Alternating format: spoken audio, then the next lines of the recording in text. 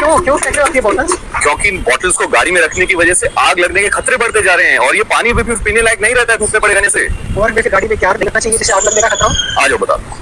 दोस्तों, भारत जैसे देश में जहां तापमान गर्मियों में 45 से 50 डिग्री सेल्सियस तक पहुंच जाता है, वहीं स्टडीज के अनुसार गाड़ियां धूप में खड़ी रहें तो उनके अंदर का तापमान बाहर से 20 डिग्री ज्यादा यानी 65 से 70 डिग्री तक आसानी से पहुंच सकता है। प्लास्टिक की बॉटल्स धूप में लेंस या मैग्नीफाइंग ग्लास का काम कर सकती हैं, जिससे गाड़ी में आग लग सकती है। साथ ही इलेक्ट्रॉनिक्स जैसे कि लैपटॉप्स या पावर बैंक्स गाड़ी में कभी ना छोड़े। ये खराब होने के साथ साथ इनमें बैटरीज होने की वजह से इतने टेम्परेचर पर ये ब्लास्ट भी कर सकते हैं। लाइटर्स, परफ्यूम्स की बॉटल, स्प्रे कैंस, सैनिटाइजर्स की बॉटल भी कभी धूप में गाड़ी में न छोड़े। इनमें अल्कोहल की काफी मात्रा होती है जो काफी ज्वलनशील पदार्थ होता है।